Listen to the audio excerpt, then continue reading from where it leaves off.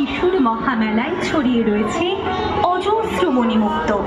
এইসব মণিমুক্তকে কুড়িয়ে নিয়ে কল্যাণ সংঘ ৭২তম বর্ষে শ্রী শ্রী দুর্গোৎসবের আয়োজনে গেঁথেছে এক অপূর্ব মণিহার।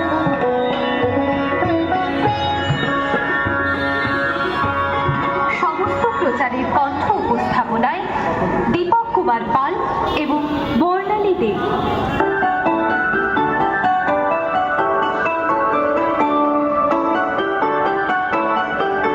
আমাদের পুজো প্রাঙ্গণে আপনাদের স্বাগত। আপনারা দর্শন করছেন আমাদের এবছরের আকর্ষণীয় থিম সহজ পাঠ।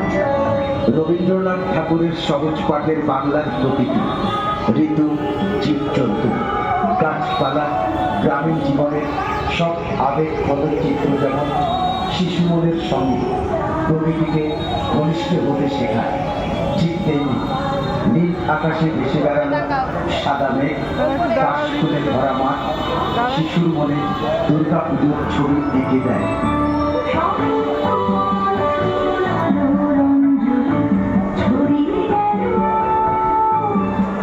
রবি ঠাকুরের সহজ পাঠ আর বাংলার দুর্গাপুজো একটি কোমল বলি বাংলার মাটি, ভাষা, আচার ও প্রকৃতিকে যেন একই সূত্রে গেঁথে দেয়।